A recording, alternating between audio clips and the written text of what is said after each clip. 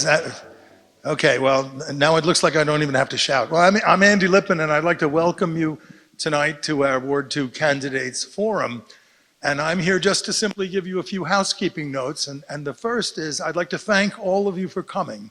I've lived in Salem for a long, long time, and my experience living in this city is that you have absolutely no excuse to vote for anyone in an election that you haven't spoken to and perhaps even shaken hands with, because we're a big enough city for your vote to count and a small enough city for you to have ample opportunity to meet all the candidates. And one of those opportunities is tonight.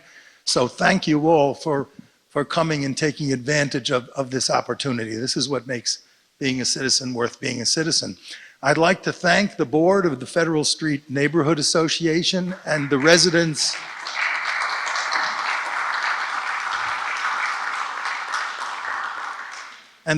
of Chestnut Street for organizing and putting this all together.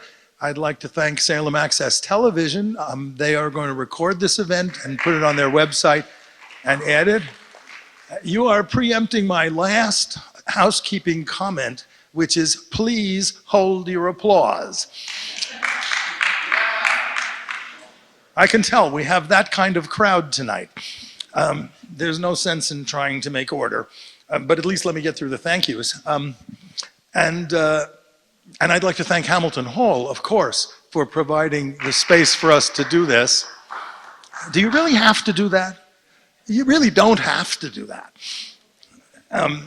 But then again, and finally, let me give you a few comments on the run of the show, the way that the event is actually going to run.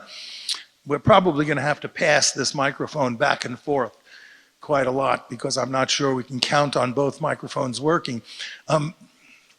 I'd like to thank most of all Paul Tucker, who is going to be the moderator for the night. Paul is the Essex County District Attorney, and he's been a long time citizen and supporter of Salem as the chief of police and as the state representative. So we are honored to have Paul as the moderator for this. You certainly wouldn't want any of the rest of us to be moderators. We wouldn't be moderate enough. The way that things are going to work is we're going to have each candidate begin with a 3-minute introductory statement, and then we're going to follow that with questions, some prepared in advance, most contributed by you. We have consolidated those questions in the interest of time so that we have a number of questions to ask, but I guarantee that we're going to get you out by 8 p.m. We're going to end the event on time. Candidates will have 1.5 minutes to answer each question. We will go through the candidates in alphabetical order, in what we'll call rolling alphabetical order, which is to say the first question will be answered first by Bill, the second question will be answered by John, the third question will be answered first by Andrew, and we'll keep on rolling through the order that way. And at the end, we'll have 2 minutes for closing, and at the closing statements, you are welcome to clap and applaud. Yeah, that will be your chance to do it. There's signs posted as to where the exits are in Hamilton Hall. The bathrooms are downstairs. And with that, let me hand the microphone to Paul, and we'll begin. Great, thank you, Andy. Good afternoon, everybody. Well, almost evening. So first, let me say thank you to Federal Street and Chestnut Street for inviting me to be the moderator. I did this several years ago at the Hawthorne Hotel. And this truly is democracy in action. And to see so many folks here, this is really, it's a wonderful testament to the people in Salem who care very much. So I have a couple of minutes just to make some very brief remarks. Thank you for indulging me, for the folks that put this on. We all care very deeply about our city. And if we take a look around, I don't think it's overstating it to say that we are on a precipice right now. The city really can go in a couple of different directions. There's some very thoughtful questions that have been put together. We'll be having more from the audience. So it really is a truly representative debate that we're having tonight. Second, thank you to the candidates. I know what it's like to step forward, put yourself out in public service. So thank you to the three of you for doing that as well. And thirdly, just to follow up on something that Andy said, we've seen a big decline in voter participation not only in Salem, but across the Commonwealth. These elections matter, and I think somebody could easily make the case that this year, 2025, these local elections, I think matter more than any other time, probably in my lifetime. So there's a lot to cover. We are going to hold to some strict timelines. We have a lot to get to. So the format, we're going to have opening statements, as Andy said, in alphabetical order, then we'll rotate through. When we get to the prepared questions, we'll have 90 seconds, 1 minute and 30 seconds to answer. At my discretion, there'll be the opportunity for rebuttal and follow-up.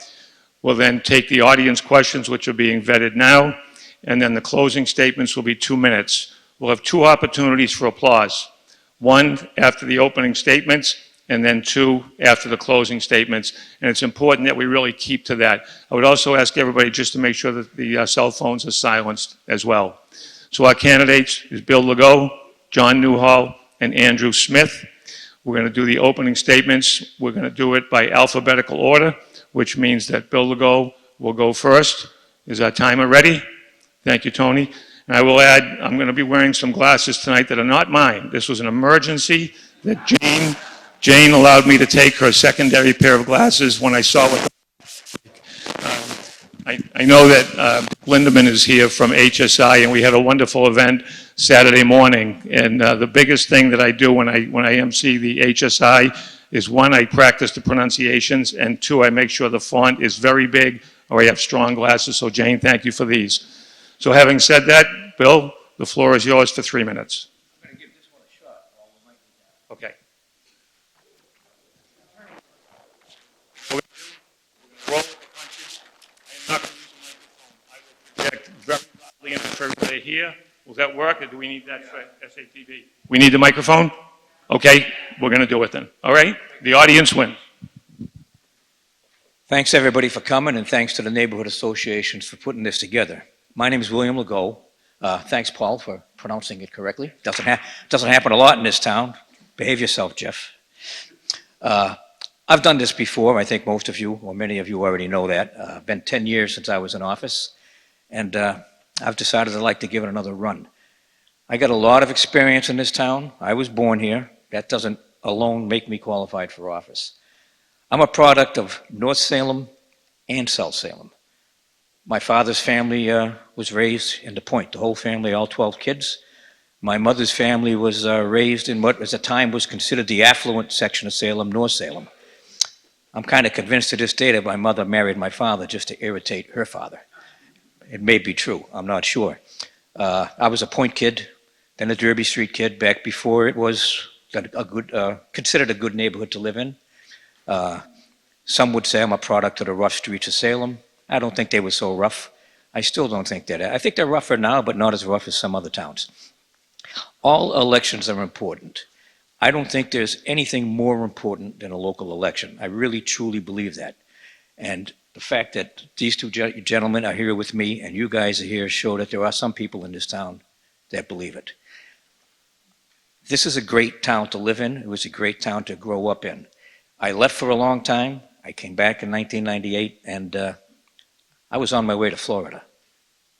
I'm still on my way to Florida. I just love this community. I love the people in this city. Paul's right. There is a lot to go on in this town, and it's up to people running for office and the people that are going to vote to try to affect what's going to happen in this town. I went to Salem Public Schools, Salem Vocational School. I served in 2 different military services over a 13-year period, including the National Guard, which you could call a 3rd military service. Did 1 year with them.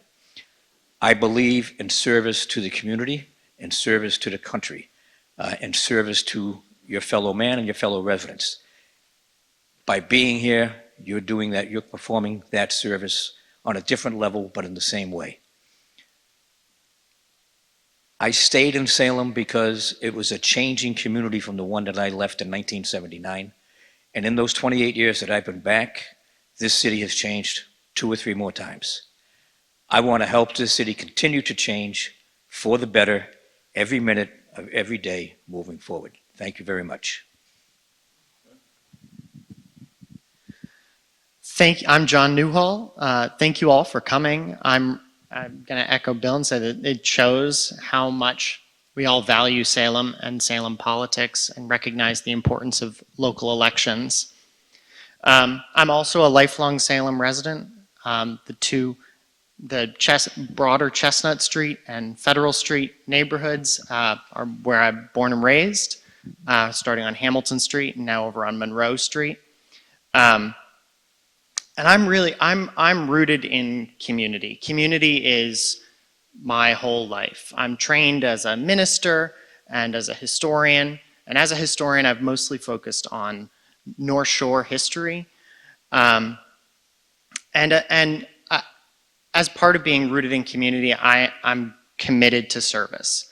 I'm committed to serving my community in every way I possibly can. And as an experienced nonprofit leader, bringing my knowledge and skills about governance and listening and collaborative leadership into Salem, I see as not just a calling but a responsibility. Salem is a beautiful historic city that has a vibrant culture. It's not just as a lot of tourists. I was talking to a tourist the other day who was like, I can't believe people live here. And I can see where people get that when they come to a new place that they've never been before, but we are vibrant and we are growing in different ways. And I think we need to be leaning into the dual, holding on to our historic past. We're in this beautiful historic building now that founded as a debate society. There's no more fitting location to have this. Along with how are our spaces, how is our infrastructure serving us today, and what changes do we need to make, and what do we want to make sure we preserve? And holding those two things in what is sometimes tension and sometimes highly complementary. So I've come into this with sort of some core focuses on affordability in Salem, making sure we have affordable housing, affordable access to food, that we have and uphold pedestrian and motorist and cyclist safety on our streets, along with ensuring we're resilient to the changing climate. And figuring out how to make our October tourism work for us as residents. Thank you. Hi, I'm Andrew Smith. I am an actor, writer, professor. In my day job, I'm also a dad. I live with my two kids, my wife. Across this neighborhood, we're off of Federal, off of Carpenter on Gifford Court. I did not grow up in Salem. I'm going to just jump right in there and say that I grew up in Lynn, Swampscott, and Marblehead. And we chose Salem for our family to raise our family because of the history, because of the culture. And we live in a house that is an old orphans hospital for orphans from the merchants. The parents would die at sea, and they built that charity there. And I think that's a testament to what Salem values. That even in the 19th century, where they were looking out for the little guy, looking out for the person that didn't have a chance. I've always viewed Salem like that, and I want to continue to have a Salem that is viewed like that. I'm running because I believe that politics is local. I believe that what matters in people's everyday lives, as small and as trivial as it may seem, to that person, it is everything. You can't get to work because your street is iced over and you're having an issue with DPS. That's just a small thing, but that could change the whole trajectory of a life. I believe that we need a stronger local government here and a strong presence, and I think that the state has let us down on some things, and I don't care for what's happening at the federal level. And I appreciate the irony of saying that in this building. Built for the Federalists in the name of Alexander Hamilton. I've been running under the idea of grow stronger together. And I do think Salem needs to grow, and I want us to do it intelligently and smartly with an eye towards history, with an eye towards what we actually need here in Salem, what types of housing, what types of buildings, and what types of businesses. I want to strengthen our workforce, our education. I think that those are incredibly important for the long-term trajectory of our city, for the children who want to grow up here, want to move back here, and want to stay here. I think that that is really, we need to give them a great foundation. That's not affiliated with it. Okay, perfect. And togetherness. I think that communication is key. Too often the city will leave something open-ended. Will leave it out there for interpretation too much and not tell residents what is happening and why. And in that vacuum, sometimes we can fill in the gaps and create a stir where there really isn't one. And I want us to make sure that we have a counselor that is accountable to the residents, especially of Federal Street, Chestnut Street, because this is where I live, but is also going to be available, accessible, and is going to get things done. Thanks. It was a good time to applaud. What's that?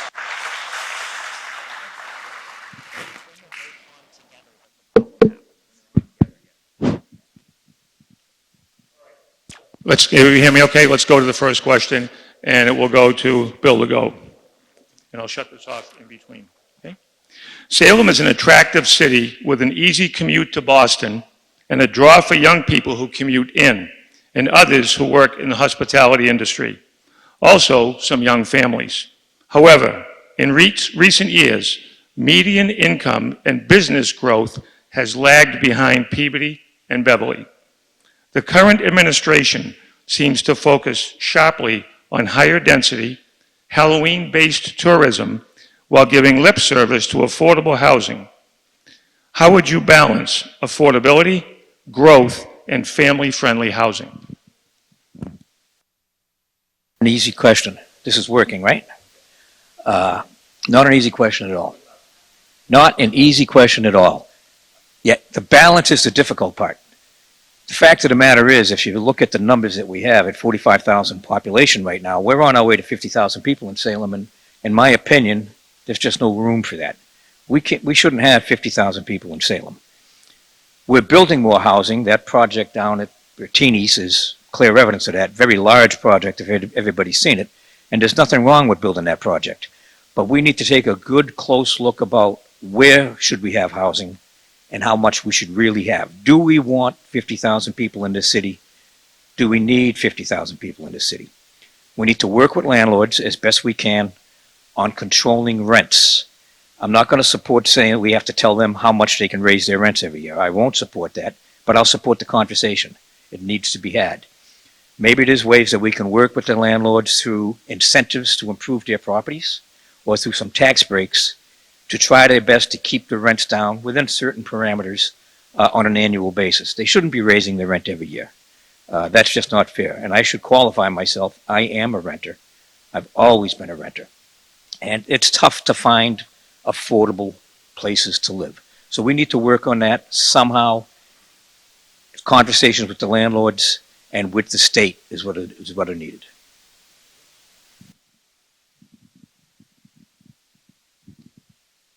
So I think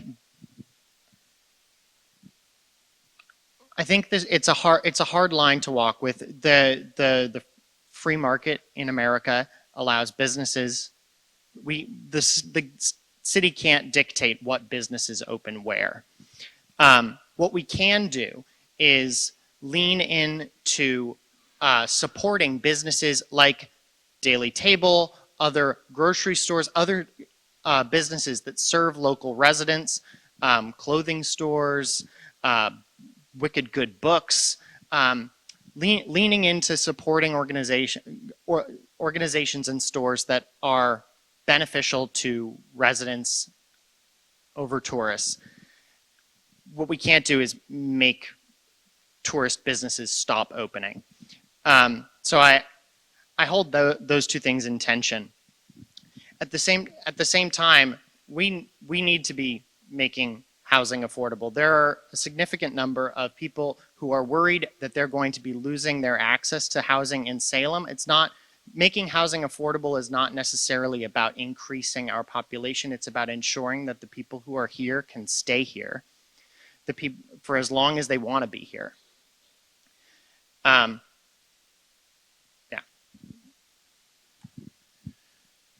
I do believe, I see that we are an attractive place for young families. I can admit that myself, being one. I also do understand the need to grow our business districts downtown, and some of that is going to be through building mixed income, mixed use, multi-use buildings, and to get affordability down, it's about mixed income. And so what that talks about is it's putting businesses in neighborhoods where people live. So if you put up a building like the Bertini project, or you put up one like perhaps in our neighborhood, we may end up with one at Crescent Lot and also down across from where Walgreens is, there would need to be businesses in there so that there's an economic driver at the same time, so that we have people, we have jobs for people, and we have places for them to go and not have to get in their car to go everywhere. That helps with traffic. That helps with the feeling of overcrowdedness. Because I do believe that the overcrowdedness can be a feeling. Sometimes it's not dispersing people in the correct way. It's not having people with the right amount of walkability or on bicycles. We had this amount of people that we have today. It was about the same population as 1930, which means that we have not grown since 1930. When we've seen other cities and towns around the country grow, we haven't been doing it. And so to keep affordability down, I do believe that we have to grow. We have to build smartly housing that people want and need.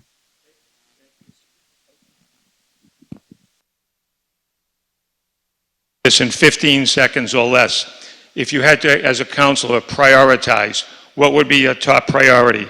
Would it be affordability, growth, or family-friendly housing? If you had to prioritize. Bill? Affordability. There's no family-friendly housing without affordability. Some families can afford expensive places to live, and some can't. Affordability. I agree. Affordability. Affordable housing makes the rest possible. If family-friendly housing is affordable, then I would support the family-friendly housing, but it sounds like they're sort of all the same thing. We have quite the same answer. Affordability, I'll go with that. But. All right. John, you're up for question number 2. Salem seems to focus its resources on the tourists rather than the residents. Halloween is becoming Salem's principal tourist draw for at least 9 months of the year. Clearly, there are benefits and costs to owning Halloween. Seasonal businesses and businesses that serve residents year-round are harmed. Do you agree? And if so, what can be done to bring greater balance to the city? I definitely agree that Halloween has become the primary thing that draws our incredible amounts of tourists to Salem, and incredible as in the huge number. And I think that having the city focus on the residents and what the residents are needing is the first and should remain the first priority. We're seeing at city council meetings recently discussions about why the city is signing, why the executive portion of the city is signing contracts with food trucks that are just destroying the parts of the common without, and well-deserved anger about that. I think the city has lost sight of how to balance tourism with resident concerns, and it needs to come back into balance. I'm not against tourism. I just think tourism needs to be serving the residents and businesses that live here, and it's not serving all the businesses, and it's certainly not serving all the residents. Yeah, I think when we're making, $70,000, $80,000 a year for all of our troubles, I mean, 5 of us probably pay that in taxes alone. I mean, we can cover that. We're not making money off of this disturbance, this disruption. There has to be a way, I think, to do that first, right? Because it's hard to tell somebody not to come here. And it's almost impossible to tell a business what they can and can't sell. I would like to try. I would like to try to tax some of the businesses downtown that are going to sell witch trinkets and whatnot, all because I don't think that we necessarily need only those businesses. I would like to see things come back. I would like to see businesses that actually serve the residents. I think that we can do a lot more in terms of making Halloween profitable for our city at the very least. Things like a pass that would get into a bunch of different areas. They do this all across tourist cities in Europe and wherever, where the city takes a cut on that. We can take a cut off of tour groups, which should also be mitigated a bit. I wanted to propose colored badges for the guides so you know from across the street exactly what company they're coming from when they're standing in front of your house very loudly at 11 o'clock at night spitting misinformation. I also want, I think that finally, can I have extra time for the last? No. I think it's going to be hard to get rid of the tourism. I do also think that we can do a better job of making people not bring cars. So. It's long past time for city government to take a really deep dive and a hard look at the advantages and disadvantages of haunted happenings. No, it's not going away, but there are ways that we can make money as a city. The city should not be making $80,000. We should be making much more money than that. 2 million visitors last year total. 2 million. If they spend $100 a piece, do the math. The city should find a way for city government to put more in our coffers for that. We also need to look at how we handle small businesses. Salem government sells itself as small business friendly. If you've ever tried to open a small business in the city in the last 20 years, I have no doubt you would disagree vehemently with that. We need to simplify it, and we need to incentivize locals to start their own small businesses here in town by giving them help with grants, with loans, whatever we can do. We need dry cleaners downtown. We have a lot of barbershops now, which is good, but we need more businesses like that that will serve the locals. Barbershop thing, Bill. Okay. Great. So, Andrew, next question. We have both through and local traffic, as well as bikers, walkers, and tourists. Commercial traffic and commuters flood our neighborhood streets as our scofflaws, raucous mufflers, and horns honking. Adding dedicated bike lanes on main arteries risks safety and increasing the traffic in the neighborhoods. The Shared Streets program has helped, but we can't put speed bumps everywhere. Parking is equally troubling to many, but as we add density, we add cars. What do you think can and should be done? So I think, so there are rules and regulations around loud mufflers, loud noise. That can be done through enforcement. That's a very simple, I hope simple, I'm telling the police chief that, but it's I hope it's simple, to at least start pulling folks over because that would be against the law. In terms of the dedicated bike lanes, I would push back on the fact that they do not cause more traffic in that they are going to pull people, as long as we have safe, separated, connected bike lanes, they will pull people out of cars and make driving easier. I understand that may be an unpopular opinion. Unfortunately, it is the facts and it is what our city who have studied this has come up with. That is what we've seen work. Not on every street, not necessarily on North Street, but on a street like Highland Ave, it would connect the shops up there with our neighborhood. In terms of parking, I think dedicated resident parking is an important thing that we should expand to certain areas a little bit more, even just outside of October, we could see that. I also would like to have buses to a place like Marblehead where they come in and we'll all be driving to the South Rail Station, and we need to have a way for them to get to, without using their cars, to that new train station that's going to serve them as well. In society today, even here in Salem, traffic's always going to be an issue because we all have cars. Well, I don't have a car. 28 years without a car. But families have multiple vehicles. People are going to drive into the city no matter how much we stop them. Enforcement, of course, is always the issue. And I think the problem with the enforcement these days is the staffing and the manning at SPD. Are we staffed properly? Is it time perhaps to add some officers? And in regards to that, perhaps expand the traffic division. Do we need more cops on the street enforcing the laws? It's not easy to do. It's a conversation that needs to be had. It costs money. It's a budgetary issue. I support bike lanes and a lot of these safety features, but we need to be more careful about where and how we're putting these bike lanes. I think North Street, and I'm not going to criticize the North Street thing. It was an effort to do something. The North Street bike lane is an example of maybe it wasn't done right. We need to look more carefully at that, where we put the bike lanes and how we put the bike lanes. The recent bike lane on Washington Street, again, is a clear example of that. We need to look carefully at what we do. We need to make sure we have the police in place, trained properly, with the resources that they need to enforce all of the laws, including the motorcycle laws, the speeding. Parking, that's a whole other subject together. We could talk an hour for that and not solve a thing. Yeah, with regard to the noise, I agree. It's definitely an enforcement issue.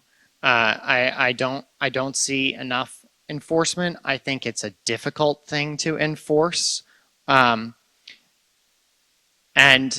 yeah, and I'd also like to push back on the bike lane piece. I think well designed is the key words there, and yeah, well designed, well thought out bike lanes are beneficial. As someone who used to bike to work in Manchester and bike to work occasionally in Marblehead, there were some intersections that I always would deter me from biking. So I think part of the bike lane conversation is also around thinking about our intersection infrastructures and how are they prioritizing drivers in a way that makes people feel like they have to drive somewhere to get someplace. Highland Ave being a key place that I would never bike out Highland Ave personally, because I like life. And so I think with regard to the North Street bike lanes taught us a lot about where we can go. Much. Quick follow-up for all three of you. Do you support the current resident parking scheme?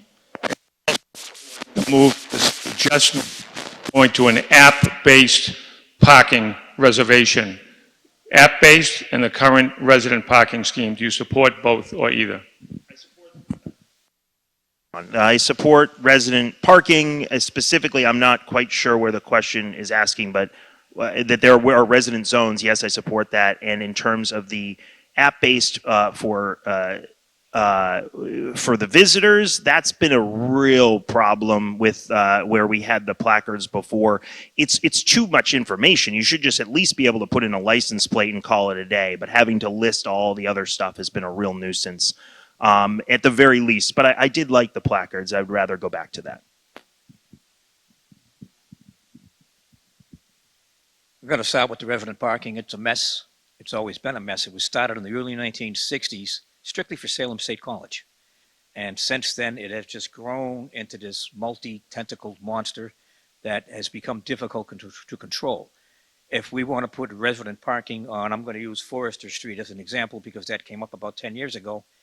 All of the people to the left or going to Bridge Street will object because they know that once there's resident parking on Forester Street, everybody's going to be parking on Emerton and on Boardman and down to Briggs.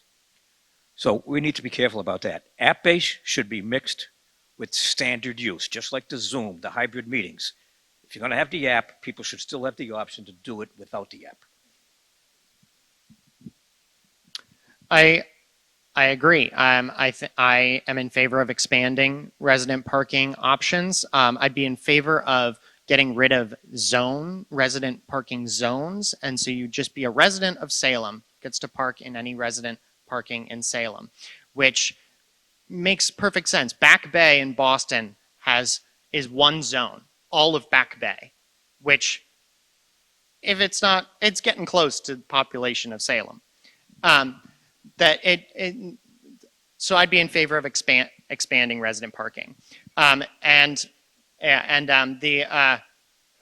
app-based, thank you. App-based parking, I think we have to have a physical component, especially for visitors. Yeah.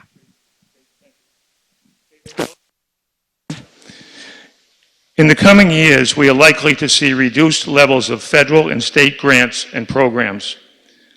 These will impact many of our plans and services.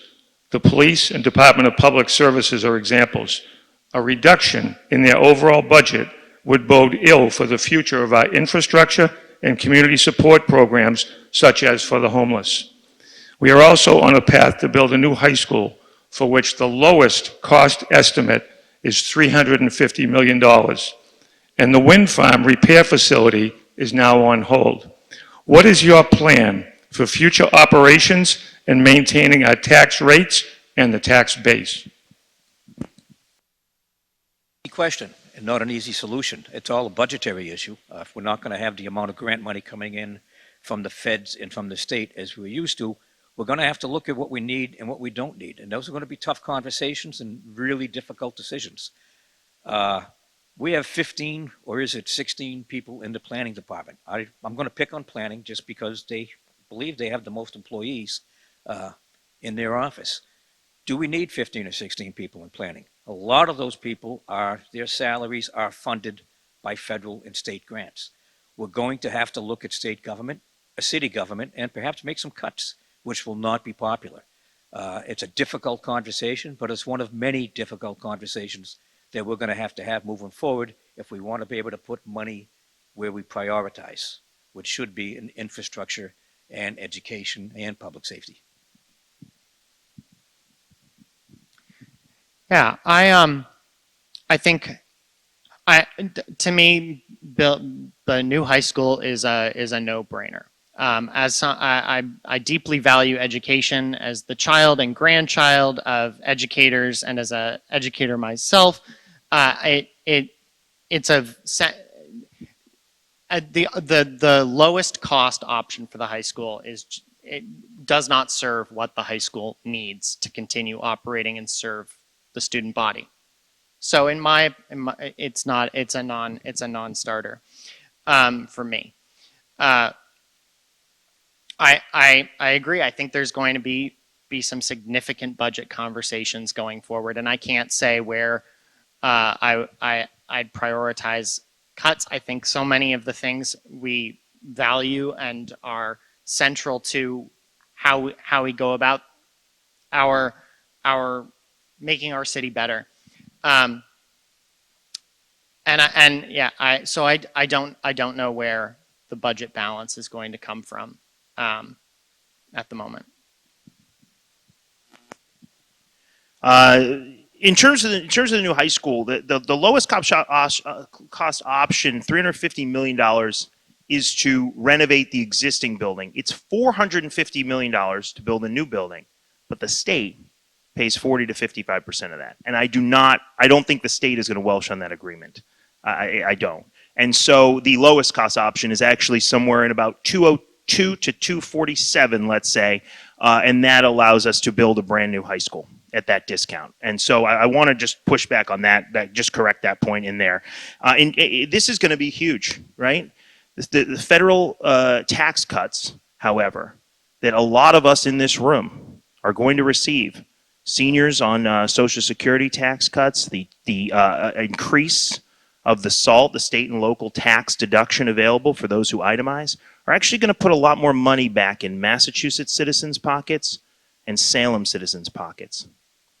And so I think that the state has a duty here to look at some of that money that right now we're the biggest net donor state, right? We send the most money to the federal government for the least in return.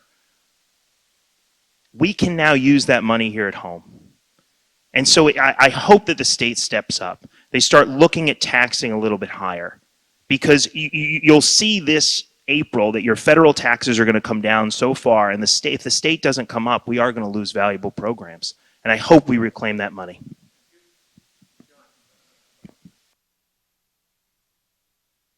Salem seems to be becoming a harbor of refuge for regional homelessness, many of whom need help that no one provides. There are no-go streets, people using our public spaces as campgrounds. What is your plan for addressing their needs and our public spaces? Please focus on what you want to do, not what you can't do. I like that ending. I think the city needs to lean much harder on LifeBridge for providing programming. We've been shown, as someone who worked in a homeless shelter for quite a while, it's incredibly important to be providing programming throughout the day for people in terms of career services, in terms of mental health services and addiction services. I think the city has a duty to be leaning on LifeBridge to be providing those things, and to continue contributing as we have been. We put a lot of money in LifeBridge to help make sure those programs are happening. I think expanding our transition center is key. It's been shown to be very helpful, especially since the encampment ordinance. And I think we just, as Salem residents, need to be caring for our neighbors a lot more.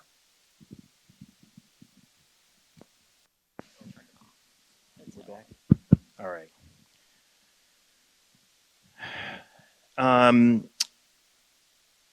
Anybody here, people here have talked to a homeless person one-on-one that was from elsewhere? I have. Good. Because I appreciate that. That's what I'm hoping, is that we're actually having some of those conversations and going up to people and finding out what's happening. So thank you for doing that, because that means a lot to them, and I think to the city, and it shows your dedication and your passion towards this subject. So really, thank you, because at the end of the day, they're people too. And at the end of the day, wherever they may be from, we do have this Harbor Light LifeBridge project that is here to help them. I don't think it's attracting people, but I do think that it is, Harbor Light Homes in particular, is homes for the homeless. It's going to put people, they come out of homelessness and into their homes. And when I talk to folks at the doors, I'm looking around at the room and seeing people who I've talked to, they tend to like that part of the project. It's the LifeBridge side that can be a challenge. By expanding their day center, by expanding their offerings, by expanding their healthcare workers, their mental health workers, their and lowering the shelter beds, actually, moving them to non-congregate living, so having a little more privacy, I think it's going to lift more people out of homelessness. We also have to make sure that we don't let more people slip into homelessness, and that's through a strong social safety network and a large amount of housing, and make sure that, yep.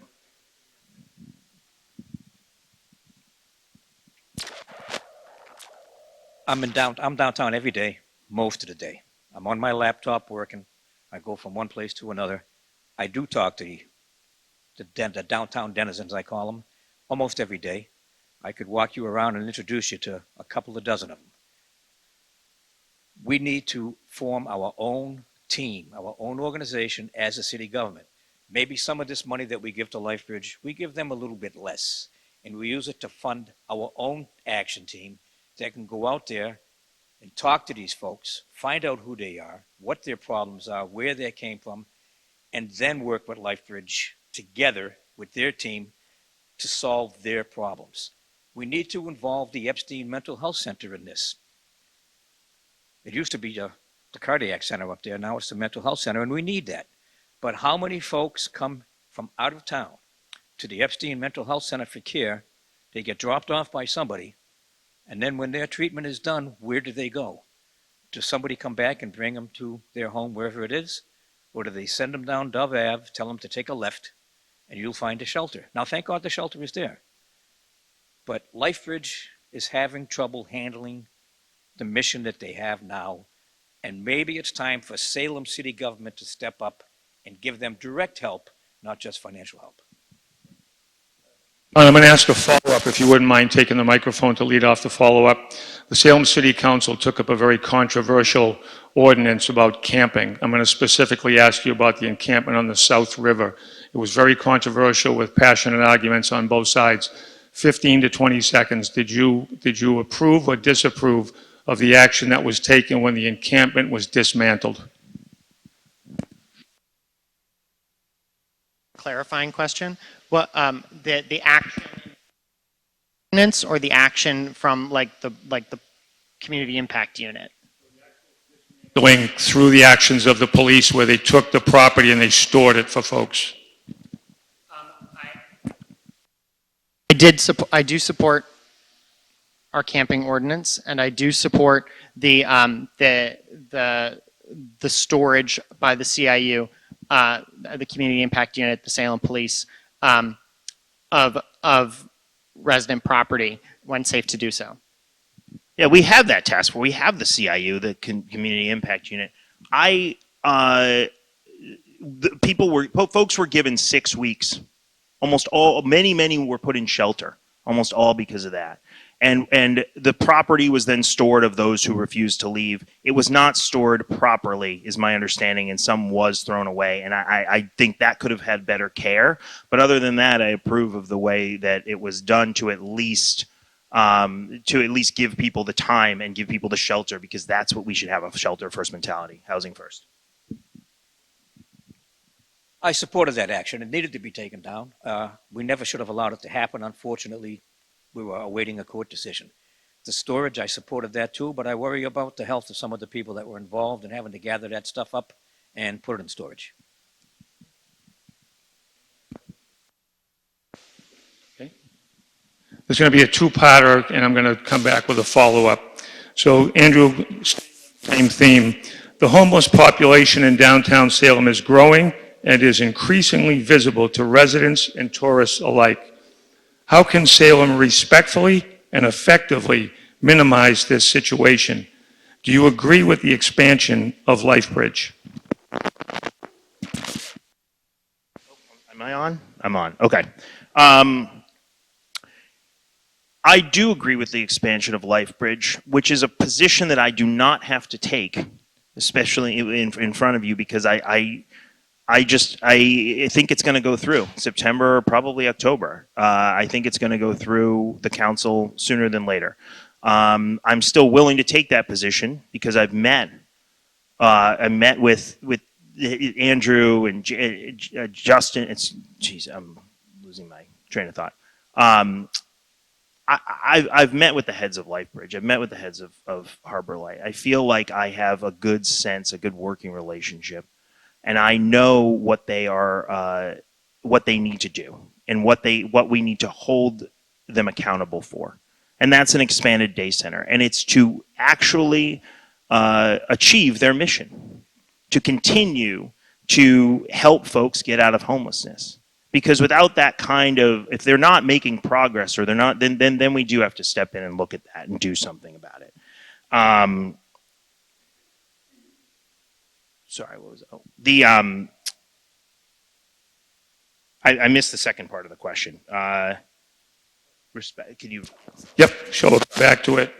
So, how can Salem respectfully and effectively minimize this situation? Do you agree with the expansion of LifeBridge? And we'll give them an extra 40 seconds. Okay, so the first part, the homeless population is growing. It's impacting residents and tourists alike. How can we minimize the situation? We'll give you 40 seconds. And now it's not on. Okay, there we go. I keep hearing something in the back. So the half of the people that LifeBridge serves work every day. They're going to work. There are folks who, so we're seeing downtown is actually perhaps a tip of the iceberg in a way, maybe half. And I think that we can do better at serving those folks by having that expanded day center. I think that they've listened to the design choices of the neighborhood in a lot of ways. I think that they've improved the project about as much as they can do. And I'm best positioned to work with them just because I have been sitting down with them, I have been talking, and I believe I know what they need to be doing. So. No, I do not support the expansion. However, I support the mission of LifeBridge. It's critical and it's important. However, they are not demonstrating, to me at least, that they're capable of handling the mission as it's structured now. They are overwhelmed, as is our downtown, period. How do we fix that? Regional approach, but that's not going to, that'll take a while. We need to take a regional approach. It's going to start in Boston, actually, move up to Lynn and right up to the North Shore. Other communities have to step up. LifeBridge has brought the property in Beverly, of course. They have offices in Peabody. The fact that their leadership team they have an office here for sure. The fact that they have office space in Peabody and office space in Beverly is encouraging, but kind of worries me that maybe they're not really seeing what's going on in Salem every day. I do not support it, but I do support the mission.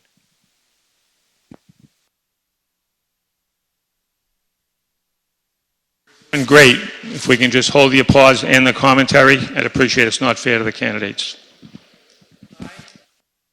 I reluctantly support the LifeBridge building expansion. Again, as Andrew pointed out earlier, they're shrinking their number of beds. The building is being expanded, and the true expansion in beds is a different organization. It's Harbor Light Homes. So I just wanted to make sure that that was brought forward. I do reluctantly support it because I think it's going to go through either way, and I think it's going to go through. I think it's going to go through before the election. That's what I meant by either way. And I think it's going to. I think they have LifeBridge and Harbor Light have avenues to pursue through the state that would give residents less input. So I do support it, while reluctantly, because I think, like Bill said, LifeBridge and Harbor Light are not coming through fully on the services that they need to be providing. I'm not satisfied with the services that they say are included in the expansion project. This has come up at city council meetings as well, where city councilors have pushed back against it. The current Ward 2 councilor has pushed back against it. Microphone, this is an adjunct to the previous question. It came from the same question. It's very simple. We have 15 seconds. Should the current city council defer the vote on the 40R? Should they defer the 40R vote until after the election? It'll be 15 seconds, and we'll go back to the substantive questions. Also, I need to correct. I said I meant Jason from LifeBridge. I was very flustered. They should not delay the vote because they have to do the business of the council. If it comes before the council, they have to take it up. Like with anything, I don't know that it would change the vote in any way. Should they? They don't have to. Would I like them to? Yes, but they don't have to, so I'm not going to say that they should or they could. They're the current elected representatives. Yeah, I agree. I don't think they should. If they wanted to, that's their prerogative. But I think they have a responsibility to be the elected leaders of the area for their term, which continues until January. You're next up. So this is a fairly lengthy question, multi-layered, multi-part. You could answer it in however you want to emphasize it, but I'm going to give you a couple of different things at the same time. All set? Do you support the proposed zoning amendment that would allow developers of multifamily housing to build units without parking? Do you agree with the city's current policy of building in flood hazard zones and wetlands? And do you support converting Shetland into 1,200 residential units, given the impact on traffic and gentrification? So let me just, in fairness, let me just cover those again. Do you support allowing multifamily housing to build units without parking? Do you agree with the city's current policy of building in flood hazard zones? And do you support the 1,200 residential units proposed at Shetland? Bill? I do not support multifamily residences without parking. Until we tell people they can't bring cars to Salem, we have to have parking. Just simple as that. There's no two ways around that. There's no two ways about it. Number two? Oh, the Shetland, that's number three. That Building, flood. You have to look carefully at the flood zones. Some places maybe you could build, some places you can't. The Franklin Street project, they built up very, very high. They added like 11 feet of height. Then they built the buildings 12 or 15 feet above that. We need to look more carefully at the flood zones. There's a project proposed for Commercial Street that I don't think we should be building right now until we mitigate the flooding issues there by finishing the long-awaited last section of Bridge Street from Flint to the overpass. The Shetland project is in progress. There's a lot of speaking, a lot of talking. Until I see more plans, concrete plans by that developer, I'm going to just not really have an opinion on that yet. any part of this redone, you okay with it? Okay.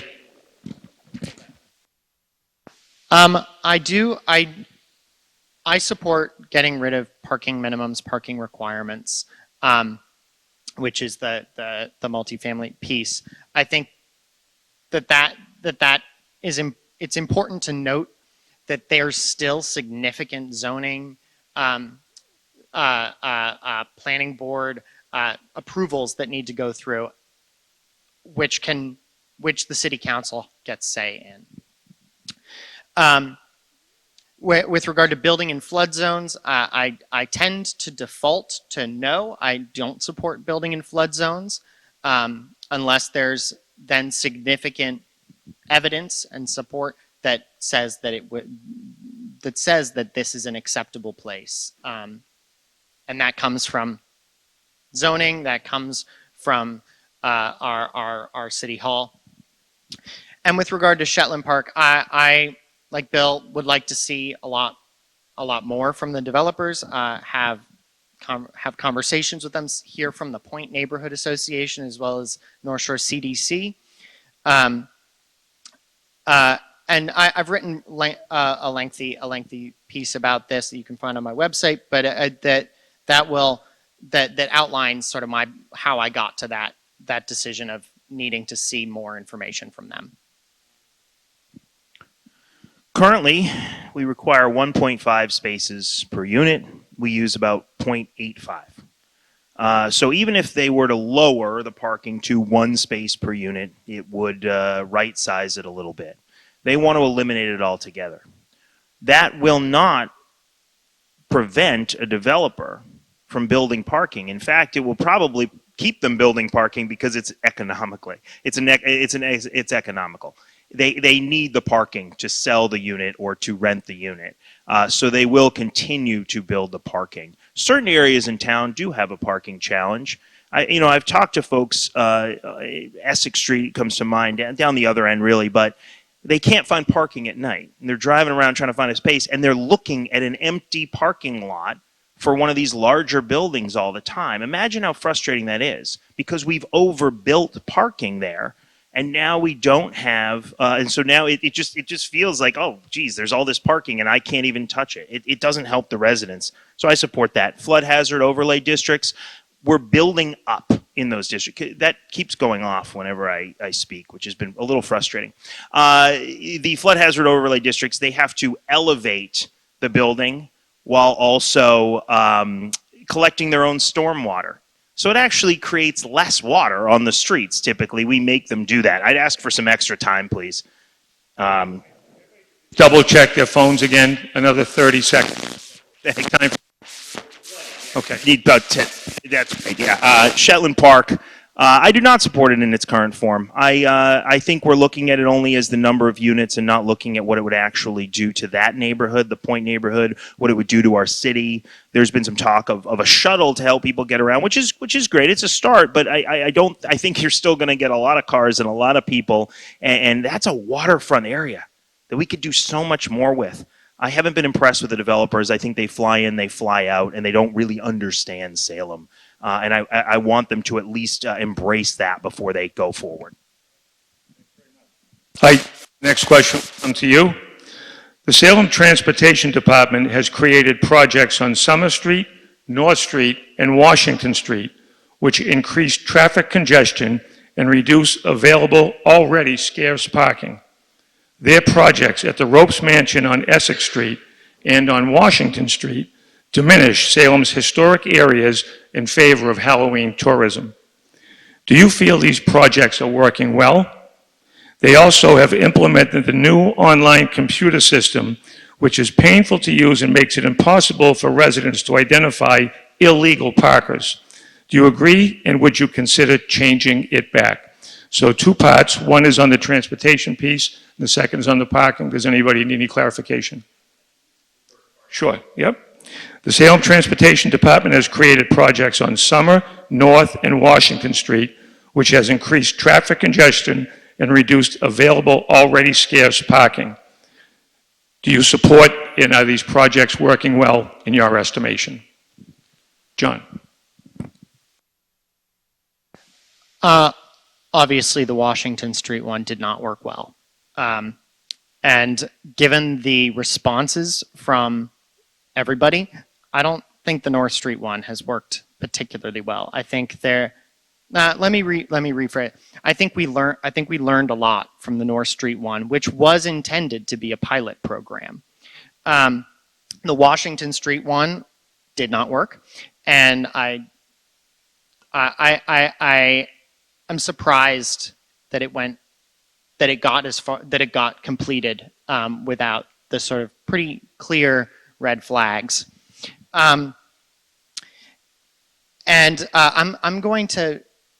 The second one, I guess I'll just reiterate what I said earlier, is that I think a mixed system between having I'm a fan of having my resident parking pass for my car be digital. I think it makes things easier. I don't have to have the green sticker, but I think I would like, when I have visitors, to have a placard for them. So I think a hybrid system is the way to go in terms of parking permits. Can I have clarification on the Summer? Is it the Rotary that's right here? So the project on, there is a rotary there, and it seems as you go a little bit further up toward North Street, there seems to be an awful lot of projects there, particularly in front of the Witch House as well. Okay. Yes, the Washington Street one was a bit of a failure. I think if you put that up on Federal Street Neighborhood Association's Facebook a week before the project, it would never have happened. You guys all caught that. It was great. Still not quite sure of the exact projects. In front of the Ropes Mansion, I think that was mentioned, the bollards there, which are just, they don't fit with the building, they don't fit with the neighborhood, and they prioritize 3 tour buses, whereas you could have just centered them and made them a little bit smaller.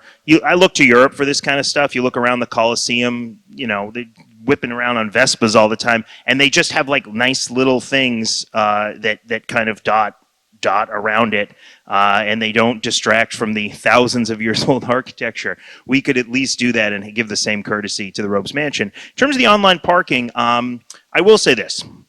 I have talked to Chief Miller, I've sat down, I've talked to other, you can tell the police department is not going to love having a lot of calls, hey, this person's in front of my house, and that they don't have the tag. So I think some of that might have come from that and the frustration there when they have to be doing other things. I understand that. However, it is hard when you see a car sitting out front of your house for a week, let's say, and nothing's been done about it. This happens all the time. And so I think residents should maybe still call and check on those things, especially if it's been a few days. The system, they drive around, it beep, beep, beep, beep, beeps when there's a wrong car. Let's say it's supposed to give tickets faster. I don't know if it works, and it's expensive. Let's not just blame the traffic division, whatever we call it, the traffic commission is what it is. Let's not just try to point the finger at them. Remember, the city council is the final arbiter of all of these projects. The traffic commission puts them together with their council liaison. They bring it to the council, and the council decides it. So culpability is there is with your elected officials, not with just your appointed commissions. Washington Street, nothing else needs to be said there. They changed their mind pretty quickly on that. I was shocked when I saw that the first day that they were going to have parking there. North Street, we've already talked about that. It was a mistake, and I think there's some thought as to trying to figure out a way to repair that. If we're talking about the rotary here at Summer Street, I'm going to say as a pedestrian, I love it. That was an intersection that I always avoided before the rotary, because if you wanted to get run over by a bus or a semi or a guy on a pickup truck, that was the place to do it, I guarantee it. I understand that it may cause some inconveniences for traffic, but I think most of the traffic is from the lights at Essex and at Federal, and then at Mason Street, and then all the way up at School Street. The overpass, in reality, it's not in Ward 2, the overpass, designed in the 40s, built in the 50s for 1960s anticipated traffic levels, just does not work today. And until that's mediated, probably 10 to 15 years away, we're not going to be able to fix that. Just note, we have 4 questions left. We're right on schedule for an 8 p.m. finish. These are all very important and substantive questions. Thank you all for your attention, and thank you to the candidates for adhering to the strict timelines. Andrew, next question. With Salem experiencing a housing shortage, there are no caps on short-term rentals like Airbnb, proposals to rezone large homes into inns, new players such as Marriott, Bonvoy, are entering Salem. How will you act to ensure that we balance and bring a destination city with protection for housing for residents and for quality of life versus corporate interests? That's great. I would hope that the AC Hotel project would mitigate some of the Airbnb rentals that are out there. We don't have a cap on them, which we also don't have a great enforcement mechanism. It's estimated that we capture about 25% of them. It's quite low. I think we need to do a bit better, because the temptation is certainly there when folks in my neighborhood, the end of my road, $1,000 a night, booked all of October. And so when we're looking at that, I think I do think the AC Hotel will offer a more competitive rate. Maybe not. But I hope that will take some of the pressure. The specific inn project on Winter Street, I supported that. Let me tell you why. I met with the folks. 3 people live there right now. 1 is only part-time. So there's really 2 full units. They're going to live in 1. So we're losing 1 unit of housing, and we're potentially gaining an offset of 9 Airbnbs. However, we're also gaining a huge portion into our tax base. When you rezone something from residential to the commercial use, a lot more money comes in. And then there's an inn tax. We have a tax on inns, which is a problem that we need to really focus on short-term rentals, because these folks are skirting the tax. It's unfair to all of us to not go after that. So that's why I supported that project, which I did. I don't have to rehash what's already been said on the Airbnbs. We need to take a good, close look at that. We need to identify exactly how many there are in the city, how many are registered with the city, have they been, and how many are inspected by the city. $1,000 a night, that's foolishness, but if people want to pay it, they're going to pay it.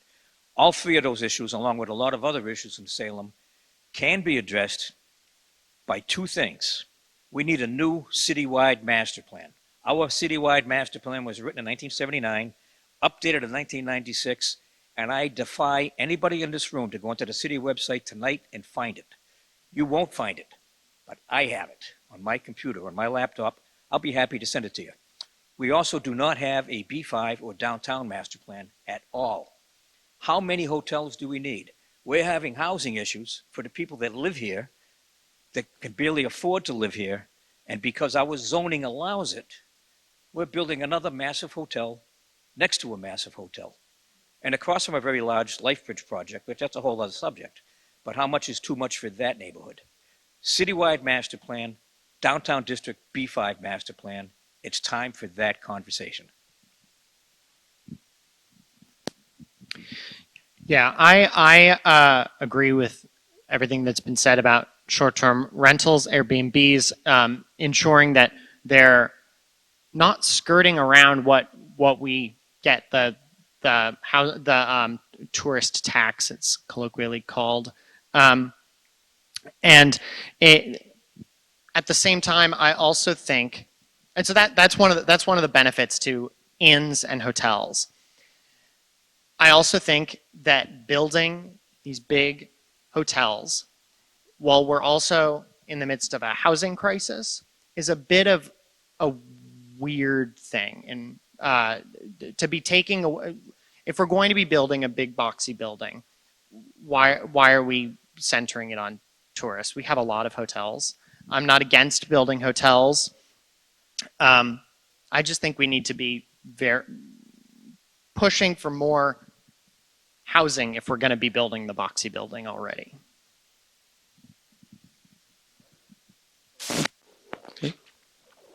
All set? Folks, we're down to our final two questions. We combined the last two, and I think the candidates deftly handled that, so thank you. So, Bill, Salem's downtown is not an inviting place anymore, with graffiti, flyers, and posters on every light pole, poor city maintenance, and panhandlers on all the median strips. How do you plan to address this and attract businesses to replace those we have lost and ones that will cater to residents?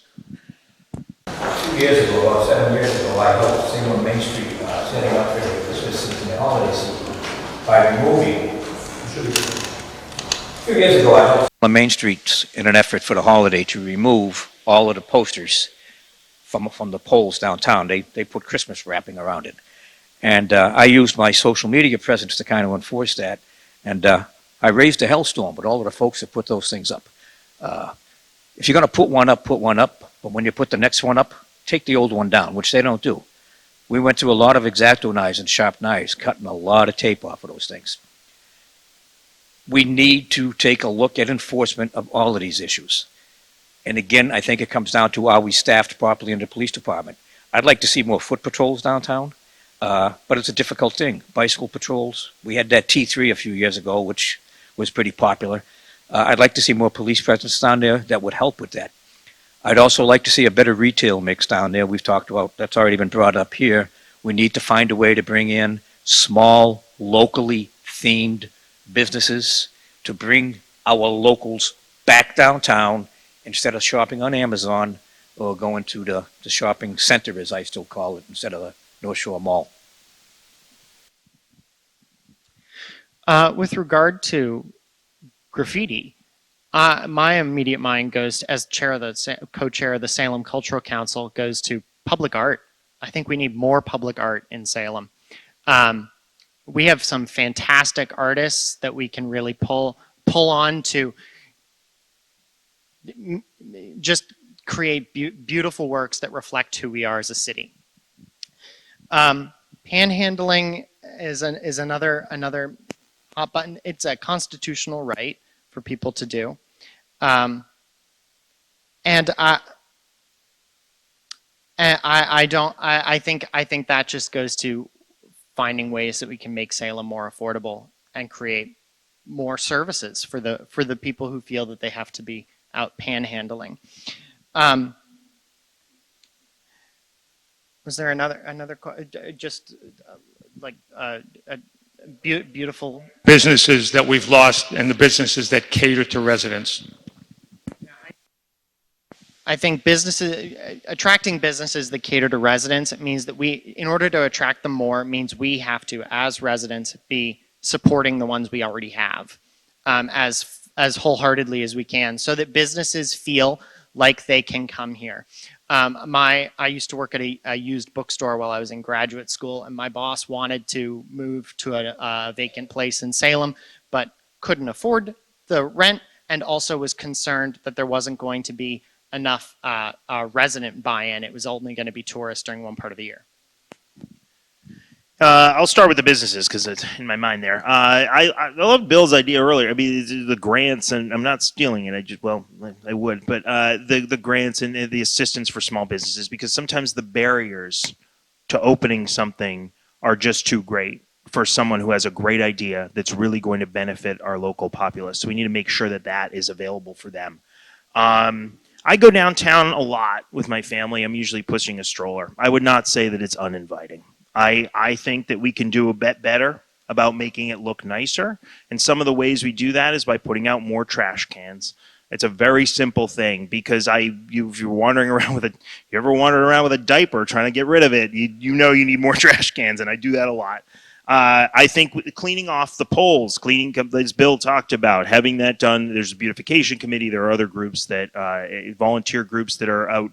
We could start one more for downtown because we have a lot of beach cleanup. I don't know if we have a really downtown. If we do, I'd like to volunteer. So let me know. I also think that in terms of panhandlers, this is going to surprise people. I don't like it either.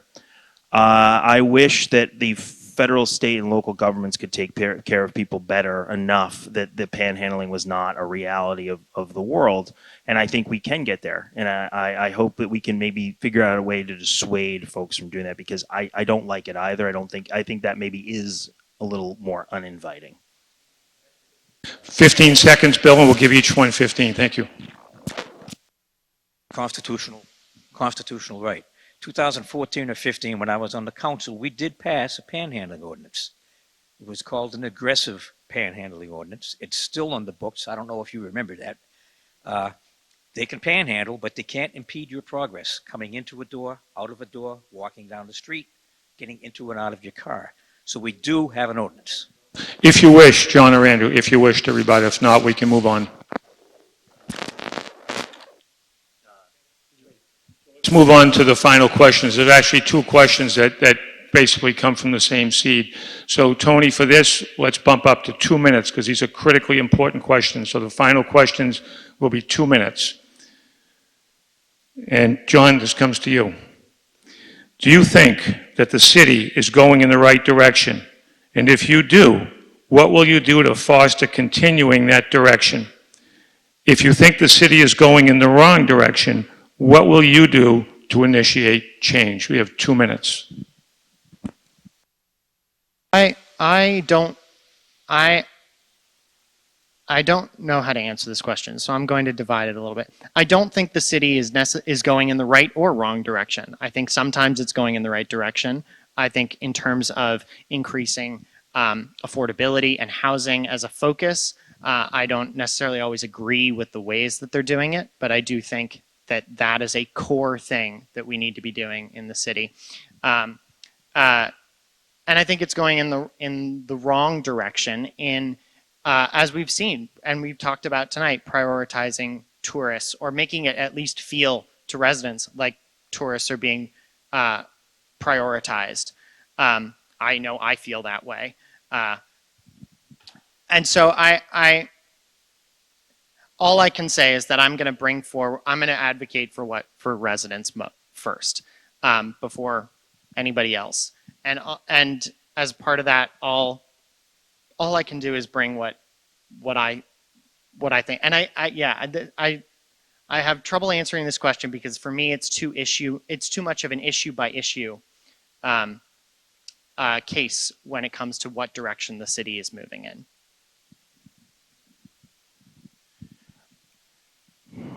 Yeah, I don't think it's as black and white as that. I think we're going in the right direction in terms of education, in terms of public safety. We are a safer city statistically than we've been. This year is going to be an anomaly. You'll see in terms of actually violent crime because there was some large crime, and so that is not going in the right direction, and that's something that we do need to handle.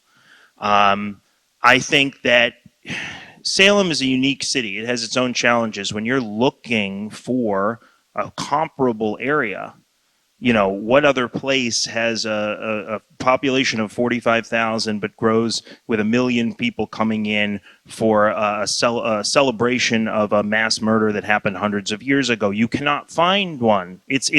We're unique. And so you can look at the glass half full, you can look at the glass half empty, or you can look at the glass and say that's twice as big as it needs to be. We need to fit solutions to what we actually need here. And so there's no right or wrong answer on right or wrong because every single piece that we do has to be serving the residents, has to be serving the people of Salem, especially with tourism, because I think we have gone in the wrong direction on that. Was there a second part? It was just the right or wrong. Direction, how would you keep it going? If it's going the wrong direction, would you initiate it?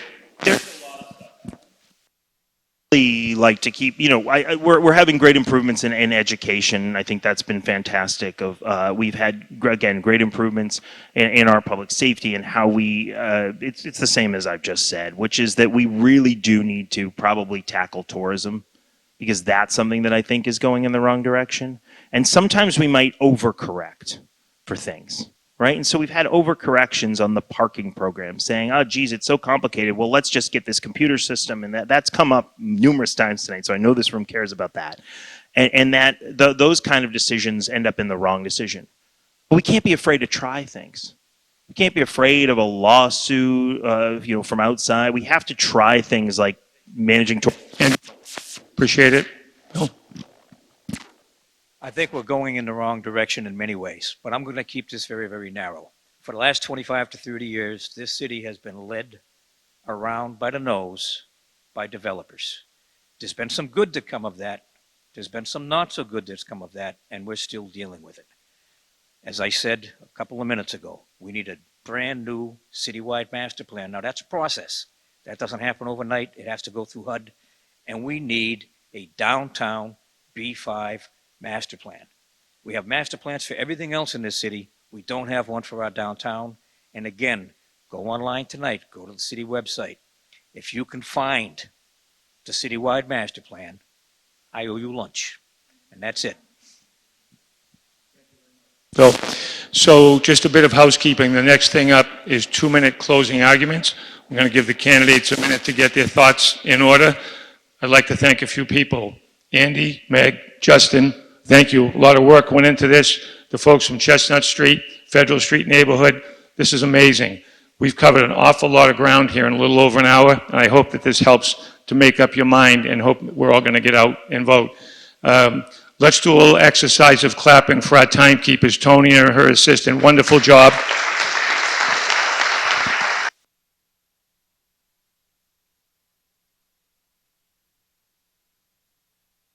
Members as well. This has been a great experience for everybody because of you. So in fairness, like we do with opening and closing arguments, we're going to reverse the order. So I'm going to ask Andrew, and then John, and then Bill. You have 2 minutes, and we'll do some brief housekeeping. And Andy Lippman had set as a departure. We're going to make it. So. Come on. I don't have a lot to add here because I think we've covered a lot of the issues that are important to this neighborhood. I do want to pick up on the last topic. I actually do agree that we have probably been led by the nose by developers a little bit more than we should be. We don't often look at a vision that can serve our residents first and those who want to be residents, and instead become a profit center for somebody who doesn't even live here. I think we should be prioritizing local developers, if anything, and I think that we should prioritizing buildings that are going to serve the people that people actually want to move to. There's a lot of folks in this neighborhood that might want to downsize at some point, sell their home to a young family. There's a lot of folks that want to stay in their home. Both should be able to do that. That is the right of what you have to do. But we can't let it get too expensive for people. Salem is becoming increasingly expensive too, in terms of the fees, in terms of nickel and diming everybody. And I think part of it is that we have a lot of great stuff that we do for our residents, but we don't always know about it. The city has a communication problem, I believe, above all else. Because sometimes I would come up with an idea as I'm running, right? And as I've been doing this, I'll say, the city should really do this. I'll look online and I realize we're already doing it. It's just not very well publicized. It's sort of hidden. So there's a lot about this city government that's been great. I just don't think we've been seeing it because of that communication problem. And that comes down to a ward councilor. The ward councilor has to be the first point of communication between the residents in the city and its residents. And I want to do that. For me, communication is key. It's really my whole life. It's what I do in business. It's what I do every day. It's what I do with a 2.5-year-old. So I think I can do it with older people as well. Thank you. Yeah, I agree. And I agree that both have said we've been led by the nose by developers. And I definitely agree. I'm in favor of the number of 2,200 new housing units by 2030 has been thrown out there, including by the mayor. And I think we're prioritizing these big buildings over converting buildings we already have that fit in with neighborhoods, over constructing small 3-family buildings, figuring out what kind of construction, what kind of development is going to actually fit with the neighborhood we're putting it in. And is that neighborhood the right place to be putting a thing? I also am grounded in listening. I want to be the person who is your first point of contact with any question, concern, idea you have in the city of Salem. I love that. I think communication between the council, between City Hall and the residents, and businesses is where the great ideas come from. And